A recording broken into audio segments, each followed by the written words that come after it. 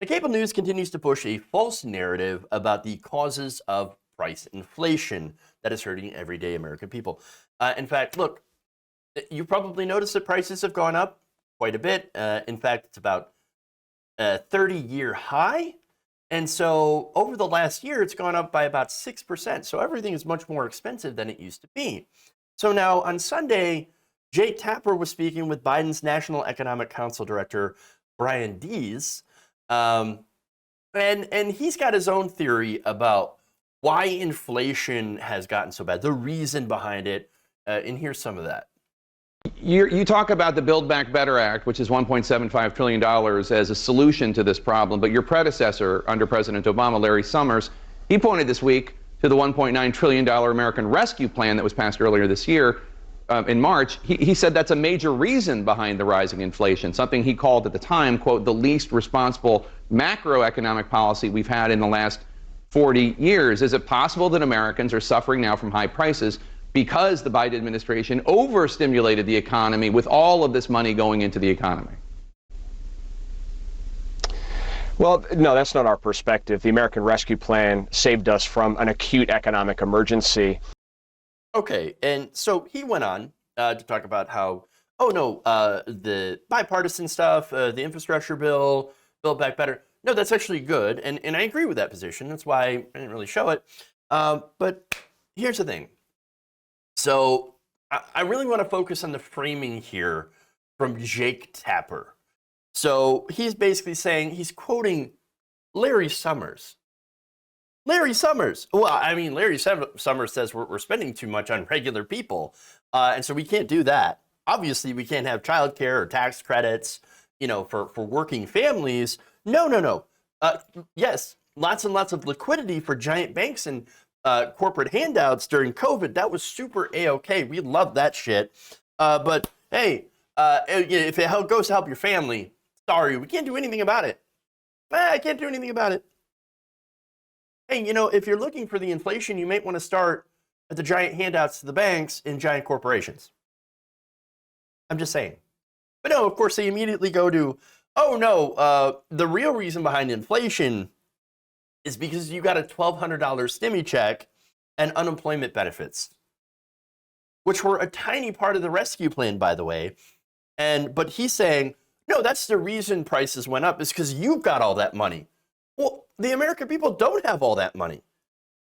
The American people, comparative to the aid that we gave to gigantic corporations and banks during COVID, the tiny amount of aid to the American people was crumbs. Crumbs. Yeah. Look, is anybody here in the chat? You still got any of your $1,200 stimmy check? Or the $1,400 stimmy check? You got any of that? No, of course not. Most of you don't. But guess what? Corporations, well, they got gigantic bonuses from the stock buybacks. Yeah. Unbelievable, right? Except in corporate media, it's totally believable. And again, this is not just the trillions of dollars injected into banks and corporations, which, by the way, yes, the Federal Reserve printed up a bunch of money, because this is the literal definition of inflation when there's too much money in the market. They printed all this money, and they gave it to the corporations, they give it to the banks at incredibly low interest rates, sometimes even 0% interest rates. And that, of course, made more money in the money supply, of course. And they've got these corporations and banks, they all have the money. They're not literally lending it out. They're buying back their stock and all of that. But that's not the only reason we have inflation, by the way. You also have supply chain issues. That's kind of a big issue. The fact that we have so many problems with the supply chain. And by the way, I kind of want to correct, something that's been going around. So it's about the trucker shortage, right? So now, do we have a trucker shortage? We actually have a lot of truckers. Now, the problem is, though, is that these truckers are not being paid to take in the loads. So now, I think on average, a lot of places have been offering anywhere from $1 to $2 per mile when it comes to a trucker's load. Now, the issue here is anything less than $3 a mile for a trucker ain't worth it. Ain't worth it at all. So they're not going to take these loads. And even then, if they do take the loads, some of them have had to wait because of, for example, people that, or I should say places that have fewer employees as a result of COVID. A lot of people have left their jobs. Some people have died. Some people have not been able to go back because of childcare concerns and things like that. So there's less people to unload the trucks in time, which slows them down. So the truckers have to wait. Now, for the truckers, they don't get paid while they're waiting around. They only get paid to drive. And so they have to sit there sometimes, 24, 48 hours for their load to be unloaded or for them to get another load so they can get back on the road. And so there are a lot of issues with truckers. Again, there's no trucker shortage. There's a lot of truckers that are waiting for better conditions, that are waiting for better pay, who will then go, yes, I will take this load because now I'm getting paid better, I'm getting more money per mile, and it's making it, it's basically making it worth it. And so that's an issue with the whole quote unquote trucker shortage that we have. And of course, that plays into the supply chain issues as well. You need to boost worker pay. Workers need to get paid more. Truckers need to get paid better. There need to be better benefits. There needs to be better working conditions for truckers. All of that. So this is the big crux of the supply chain issue and it's tied in with the labor issue and the fact that we just do not pay and treat our workers well enough. And that is causing gigantic problems and huge delays. That's the issue.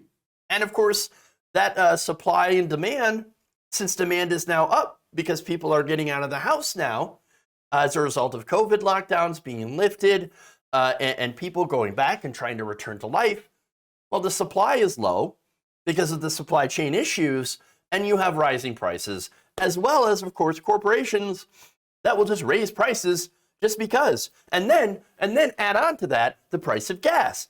Now, the president does not control the price of gas. No, the price of gas is set by OPEC. OPEC and their oil supply. They have decided that they wanted to make some money back that they lost from during the pandemic, when people were not driving as much, when people didn't have to commute, they weren't going to the offices. And so they said, you know what we're going to do? We're going to lower the supply, which is going to raise the price. And there it is. That's why gas is so expensive. That's why travel is so expensive. That's why, of course, truckers are not seeing it worth to take on loads. So there's less truckers there. You've got supply chains. Everything is connected here. And it all goes back to labor. It all goes back to labor. And so, again, you have all of these problems, and yet cable news wants to blame your stimmy checks. Right. Guys, understand that in every single way imaginable, and I was talking about this last year, by the way, these COVID bills, you remember me talking about this, these were gigantic corporate handouts. Now, there were crumbs sprinkled in that were very, very important for people, right? To help people be able to survive. But now the media is blaming the crumbs for the inflation and why you pay more. And now the Build Back Better plan, which is supposed to help American families, is up for quote unquote negotiation, which, by the way, it's not. They're going to take all the time that they want. They're going to sit there and punt it. And that's exactly what they're doing. And they're saying, well, it's because of inflation. Joe Manchin's like, oh, I have inflationary fears. No, it's because he doesn't want to pay more in taxes, and he doesn't want anything in that bill to harm his precious coal companies.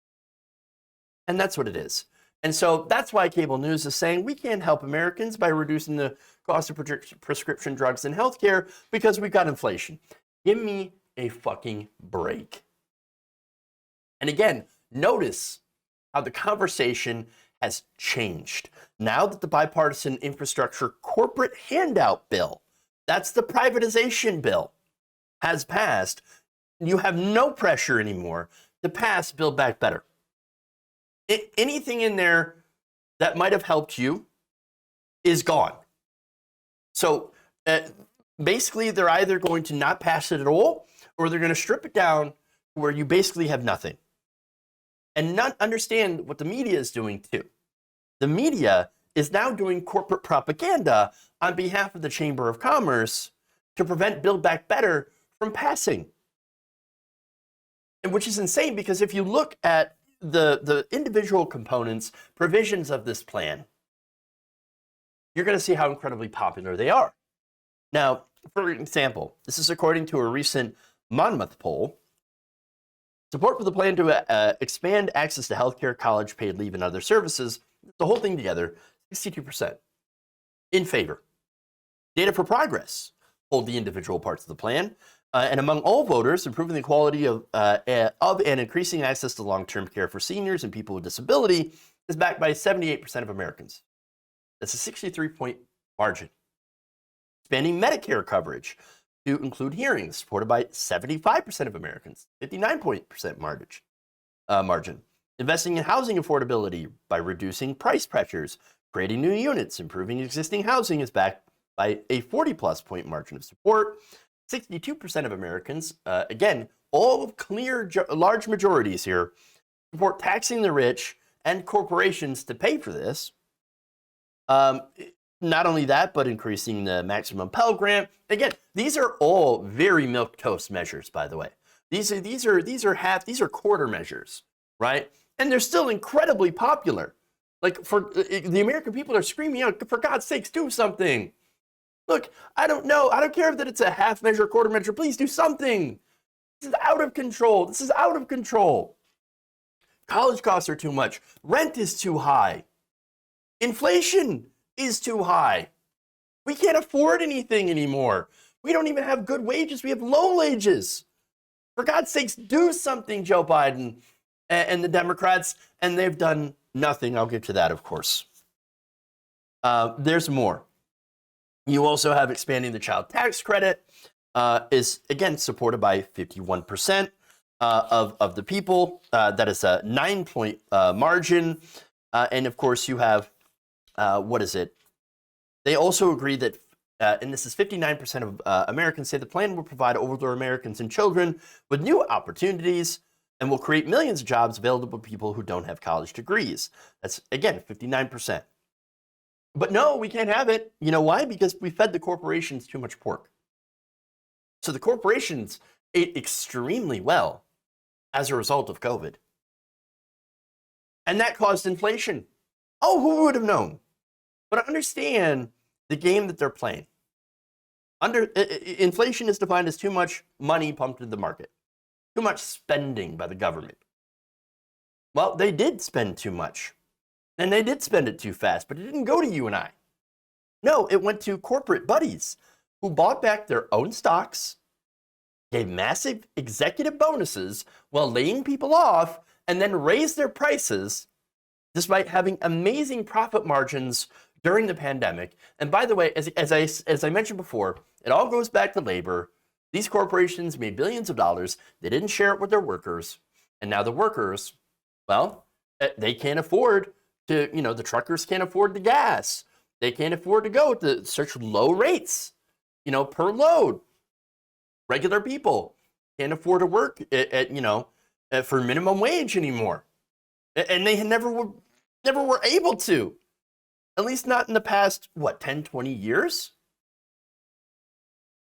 There's your labor shortage right there. The American people are being screwed by our government because the government works for the corporations. And what is cable news, by the way? Cable news is owned by a corporation. They're the donors. Jake Tapper is nothing more than a corporate stooge and a phony. He is lying to you and telling you that it is your fault. You got too much. And that's why you're paying more. That's why inflation is up. You get nothing. Be happy with your goddamn scraps, because that's all you're getting. Again, the Build Back Better will not pass. And if it does, it'll be less than $1.75 trillion. It will be at most $1 trillion at best. Or worst, you might as well just expect a $5 coupon to Denny's and a keychain. And it's no wonder that Biden's poll numbers are an absolute disaster, even though not all the fault goes on to him, but he is the figurehead for the party, and so people will naturally conflate him with Congress, even though there are some things that he doesn't have control of. There are some things he does. Like, for example, he could, cancel all student loan debt. That would be a huge boon to the economy. He could do that. Oh, but no, we can't. We don't have the authority. We don't have the authority. Yeah, they do. Yeah, they do. I've seen the memo. But let's go to Biden's poll disaster, by the way. So now 70% of Americans are saying that the economy is in bad shape, including 38% who characterize the state of the nation's economy as quote-unquote poor. The president's overall approval of his hand on the economy sits at just 39%, and that's because other than the American Rescue Plan and the bipartisan infrastructure bill, which again only helps corporations, doesn't help you, Biden has done pretty much nothing for the American people. Back to the Monmouth poll. More than 2/3 of the American public say that both the Democratic Party, 69%, and the Republican Party, 69%, do not pay enough attention to everyday economic issues that affect people like them.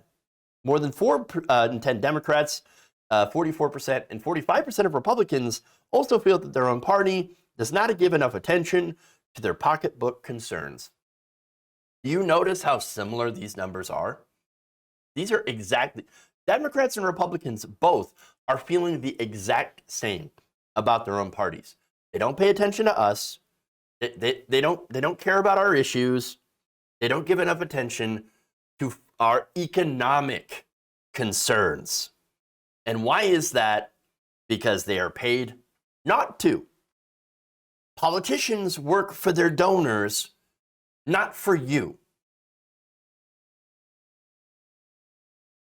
Do not let the media continue to gaslight you and blame you for the pain that you are experiencing at the grocery store and the pump today. Turn off cable news. If you enjoyed this video, please give us a like and share with your friends. You can subscribe and help out the channel by becoming a patron. It's patreon.com/Jeff Waldorf, or you can become a channel member as well by hitting the join button below.